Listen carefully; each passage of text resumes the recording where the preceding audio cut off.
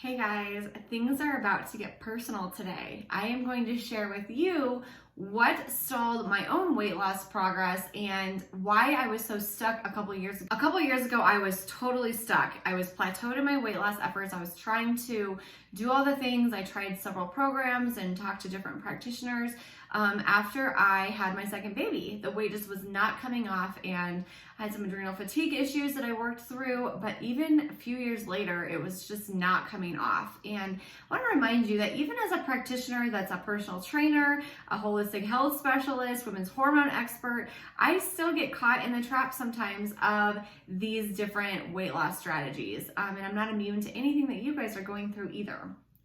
So in this video, I'm going to share with you exactly why I was plateaued. It may surprise you and what I did to overcome it. If you have not hit the subscribe button yet, go ahead and hit the subscribe button and the bell to be notified anytime I post new content relating to women's health, hormones, or holistic health. So before we get into this video, I want to preface this. I don't think fat loss is the end-all be-all. I think that I was healthy before this. Fat loss, it was only about 10 pounds, and I think that definitely, if you're not into fat loss, you definitely do not have to lose weight to be healthy. There's so many different ways to be healthy, and this is just one of the things that people can do, and I know a lot of women feel more confident at certain sizes, and so I wanted to just speak to those women today who are frustrated despite doing all of the things that they think they should be doing and are still plateaued. I want to give you some insight into what was keeping me stuck, and maybe you can find some tips of advice here and some pearls of wisdom. So I want to give you a little bit of a backstory about myself. So like I said, I've been a personal trainer for 15 years. I actually worked in San Diego for 2 summers at a weight loss camp. I've worked in corporate wellness. I've worked at private gyms. I've worked at all kinds of different settings, helping people with fitness and nutrition. And then I became a holistic health practitioner and have been doing, nutrition, holistic health, women's hormones for the last decade. And I had my 2 kids. After the first one, didn't really have any problem losing the weight, just did all the things I knew to do, all the normal stuff. And then after the second one, you guys, I don't know about you, but for those of you who are moms transitioning from 1 to 2 kids or more, I felt like that transition was really hard. I was really, really struggling. I had some undiagnosed postpartum anxiety that I was dealing with at the time. We had a lot on our plate. We were moving, just a lot going on. And I was in the throes of adrenal fatigue, which I posted a video a few weeks ago all about how I healed from adrenal fatigue after that experience. So I'll leave that in the description below too.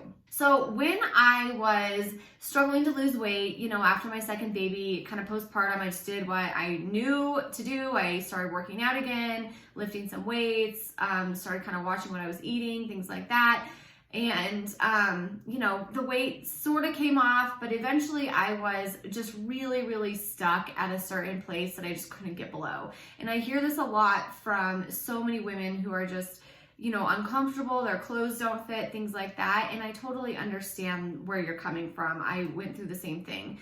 So I tried a few different programs. I tried macro tracking, carb cycling. I tried doing more like a paleo-ish diet.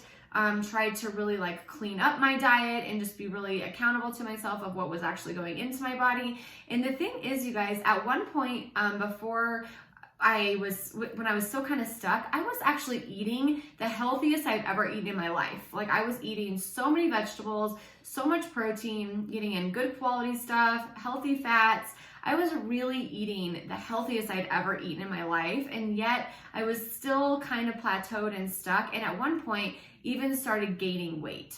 So one day I finally just kind of looked at myself in the mirror, and I do hormone testing on myself, decently regularly, about once a year or so, or did back then at least. And I knew that my hormones were mostly fine. There was maybe a couple things to work on, but it wasn't anything to write home about.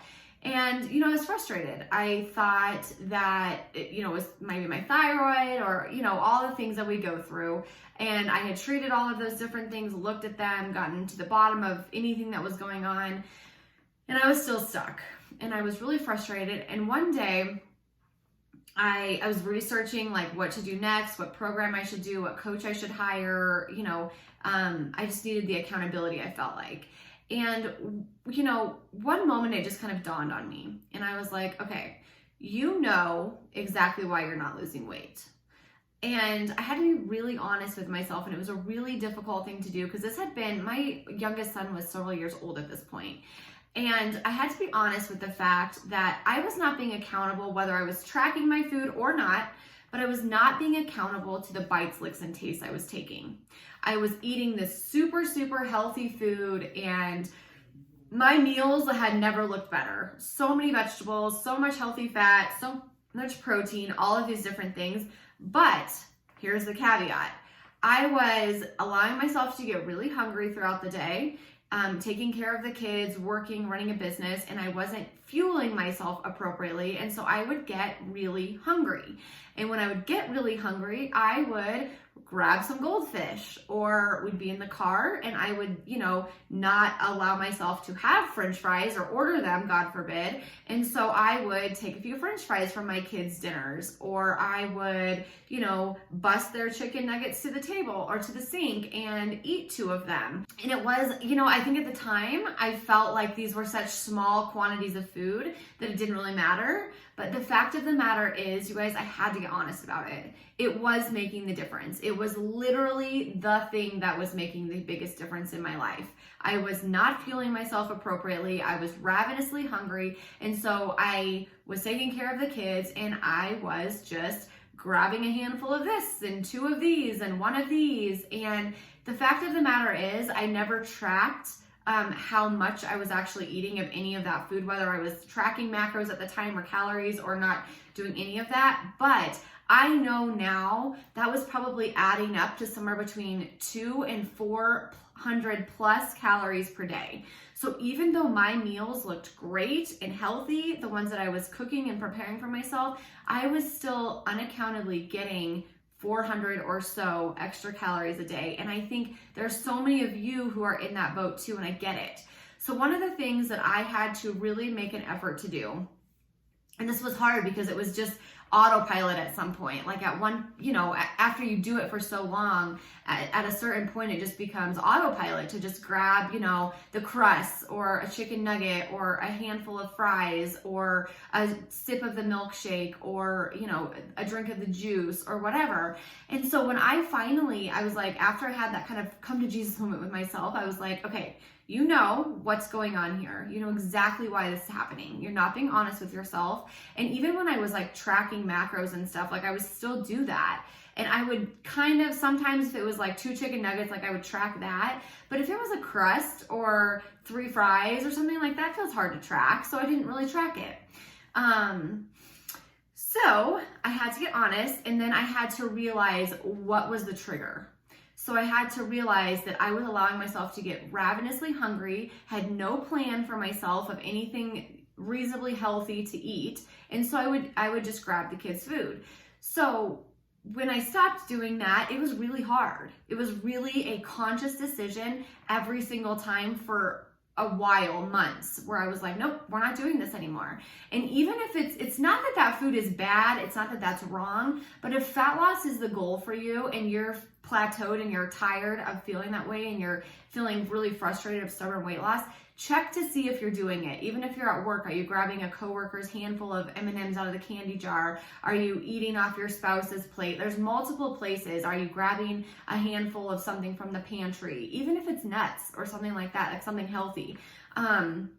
A handful of fruits, whatever. It's calories, and calories do definitely matter, no matter if they're junk food or air quote healthy food, it doesn't matter. They're calories. So I want you to remind yourself or get honest with yourself about this. Are you adding bites, licks, and tastes in that you're not being accountable for? And again, whether you're tracking or not, even if you're not tracking, we still need to have this food be registered that we ate it. So one of the things that I suggest to my patients now, after coming through this in my own journey, is being intentional and mindful about the food that you're eating. So again, paying attention to hunger, not allowing yourself to get ravenous, because when we get ravenous, all bets are off. It's really difficult to maintain a sense of self-control, a sense of satiety with food, choosing healthy foods to eat, volume or high volume, micronutrient dense foods, things like that when you're ravenous. Your body's in fight or flight, your blood sugar's low, you're eating whatever you can get your hands on. So not allowing yourself to get too hungry, part of mindfulness. if you check in with yourself throughout the day and ask yourself, if I, am a little hungry but not quite ready to eat, what am I going to have when I'm ready to eat? Maybe in 30 minutes or an hour. What is that going to look like? So you already know the answer to that. So when you're jonesing around your kitchen, you're not just pulling up in pantries and grabbing a handful of this and that and this and that, and then eating enough calories for a meal before you're making your meal or while you're cooking, which was also an issue for me in college. I would allow myself to get way too hungry. I'd grab a handful after handful of food and things like that while I was cooking dinner, and I had 2 dinners by the time I was done. So you really want to do that. Then it's gonna take some work because, like I said, this could be on autopilot for a lot of you, where you just grab this food and it's just mindless. So again, this is where the mindfulness and presence comes in.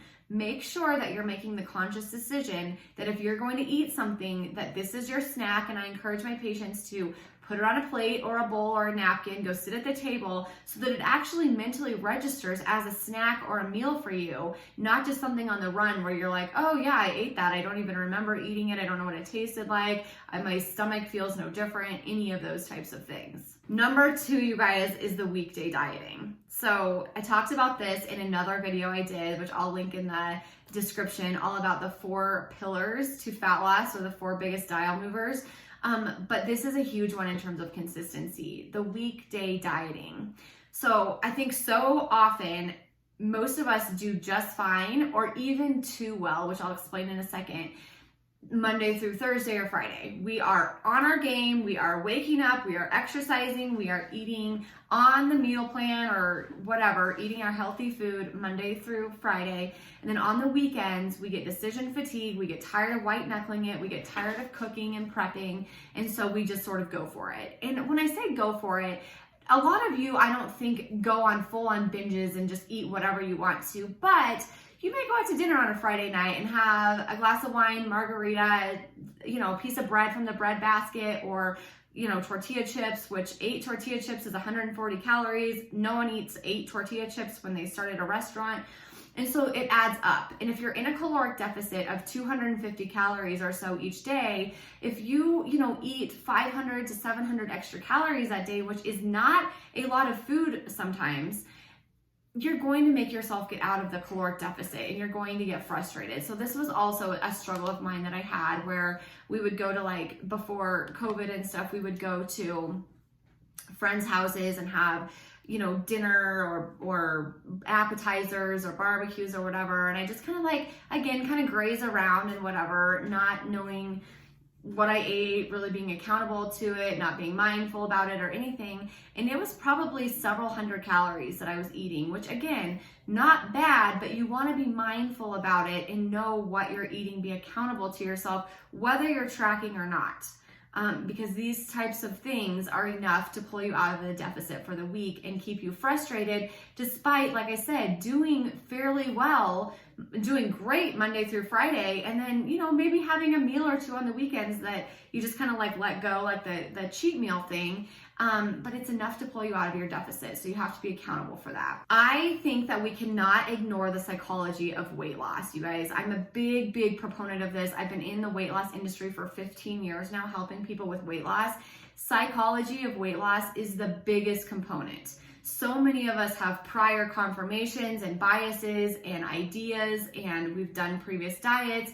We have all these different thoughts and all of these things about food and what foods are good and bad and dieting and all of these things. And so we really have to learn what yours are before we kind of go into the weight loss phase. So what your triggers are, what your previous perceived notions are, all of those different things. So I don't want you guys to white knuckle it through the week where you're eating salad, maybe some oatmeal, maybe some chicken and rice or chicken and vegetables for dinner. You're going to want to go off the deep end on the weekend. When you get Halloween candy in the house or Christmas cookies or a barbecue in the summer, when you do these things, you're gonna wanna go off the deep end because there's such a novelty to you. My goal for all of my patients is to keep all food on a level playing field. So candy is on the same playing field as broccoli, and they're different. They're both food. One of them's a little bit more nutrient dense than the other, but there's room for both. So we can have little bits of moderation of candy, we can have mostly broccoli, that sort of a mindset. And I know that for a lot of you that feels super out of reach right now, but if you have to keep practicing it. Trust me, I did the Atkins diet to start my dieting career when I was 18, and carbohydrates haunted me for 10 years probably, where I was like, oh my God, there's a carbohydrate, I want to eat it so bad, but I can't eat carbohydrates. Or, fat, it started off as, it went to that at one point, went to calories in general at one point. All of these different diets and things that I had been exposed to definitely changed the way my brain thought about food. So keep practicing moderation and keep practicing allowing yourself to have bites of candy and things like that. Again, make yourself mindful of it, be accountable to those bites, but by denying yourself over and over and over and getting into this deprivation mindset, that is literally what's leading you into binging, overeating, cravings, all of those different things, which are the very worst thing for weight loss. Okay, I want to know in the comments, you guys, what your dieting history is. I have shared with you several of my old patterns and different things like that. I want to know what diets you've done in your life and if you succeeded with them. The last thing that I really didn't do that I do now that's really, really helpful that I've learned to absolutely love is progressive strength training. So I went through periods where in this phase where I was struggling with weight loss, where I would run because, I used to be a runner. I used to run marathons, and I would strength train and I would sprint. I tried all of these different things, HIIT workouts. I did the Insanity again because I had done that before and that worked really well for me. So I tried all of these different types of things in terms of my workout programming. And I had heard, you guys, as a personal trainer, I definitely heard of progressive strength training. And I did a couple programs that kind of were progressive strength training, but not like what I'm doing now. So progressive strength training means doing the same workout a few times and progressing with it. So either getting heavier weight, more reps, more time under tension, progressing it in some way. So right now I'm doing about 3 strength training workouts a week, sometimes 4, and they're the same workouts every single week for the whole month. And I really, really have just learned to love this type of strength training because I used to think I'd get so bored and I needed to be ADHD with my workouts and switch them up all the time, and I couldn't do the same one twice. And that was actually hindering my progress, to be honest. Progressive is where your body gets used to things. Our body's so smart and adapts. And so if you keep just changing it up and doing different workouts all the time, your body's going to get used to doing that. And so what you want to do is do the same workout a few different times so that you can see your strength gains. And it's been amazing to me to see from week to week, actually, when I do these same workouts, the difference. I can either lift heavier, it feels a little bit easier, I can do it for longer if I'm doing like a timed like EMOM or AMRAP or something like that. And it's amazing to watch your body actually change week to week, and you can see it so much more obviously when you do something like progressive strength training workouts. So look for those. I love progressive strength training, and I want to just remind you that I have finally gotten to a place now where I realize I've always realized from a science perspective and on paper how important strength training is, but I've actually realized it in the last couple of years from a more personal standpoint of knowing, okay, yes, this is changing my body. I'm feeling stronger. I'm feeling healthier. I'm feeling leaner. I'm feeling all of the things that I want to. And lastly, you guys, I want to just remind you that feeling lean and thin and toned and all of that stuff is not the end-all be-all. We started this video with this conversation, and I want to end this video here too.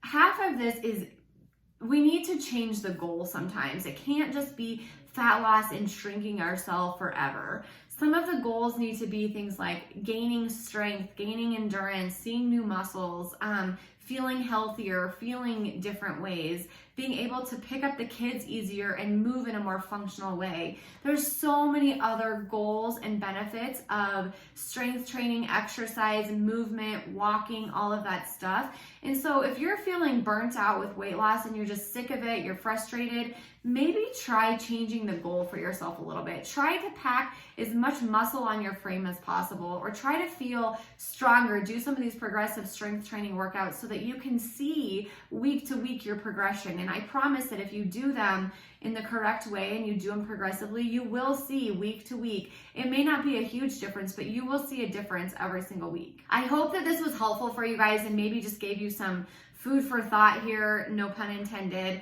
on kind of the whole fat loss conversation. It's such a nuanced conversation, and I think that so often, you guys, we make this so complex. We talk about, all of these different strategies and tracking and certain macronutrients, and do we fast, and all of these things. And I have videos about all of these different topics, so I'll link them in the description below. But I have one on intermittent fasting, and I also have one on the like I mentioned earlier, 4 things to focus on for fat loss that you really need to do first. And I promise this is not as complex as it seems to most of you. We have way overcomplicated this because I think everybody out there wants to have the new strategy and the new cutting edge thing to get people to lose weight because it's such a lucrative business. But I'm here to tell you, with everything that I do, the basics still work, and it's boring. Fat loss is so boring. I've really learned that through the last couple years of my own journey with this, that it is really just taking one small decision after the next. Am I going to eat this or this? Which one's going to make me feel better? Which one's going to progress me to my goals the better? How do I want to make this decision or this decision? And it's just breaking things down into a minute by minute, being super mindful and present with your nutrition and fitness. I don't always want to eat the chicken over the pizza. I don't always want to get up for the workout. Now, I've learned when to pause and when to push now, which is also a valuable lesson. And sometimes it is worth eating the pizza and not the chicken, but most of the time it's worth eating the chicken. And so that's just an example and kind of a metaphor for you, but remind yourself, instead of looking at how far you have to go and how hard this is and how long I have to do this for, break it down. When your brain starts to go into these long-term things, bring it back to right now and say, nope, this is just today's moment. I'm not even going to think about how long I have to do this for and how hard this is. I'm just going to make the decision at hand right here. What am I having for lunch today? And I think that will really help you in so many regards. It really changed my relationship with exercise, food, nutrition, weight loss, fat loss, all the different things throughout the years. And especially, like I said, back to the beginning of this, my biggest struggle was bites, licks, and tastes. Hands down, that's what kept the weight on me. I wasn't being accountable, and that was a really mindless practice that I was doing. I hope that this was helpful for you guys. And again, I would love to know in the comments if you found this helpful, if you have had your own struggles, what diets you've been doing, if you've had any breakthrough mindset shifts or things that you've done. Post those in the comments for everybody, because we can all learn from each other. Like I said, I'm a practitioner. I've been in weight loss for 15 years, and I still have revelations and new thoughts through my patients and through myself, through all of our own journeys all the time. So I think that we can all just be here to support each other and share those things with each other too. If you have not hit the subscribe button, go ahead and do that now to be notified anytime I post new content relating to women's health, hormones, or nutrition. And if you have friends who are struggling in weight loss, fat loss, need a pep talk, need some new ideas, share this video with them, please, so that we can kind of get this word out there. I'll see you guys soon.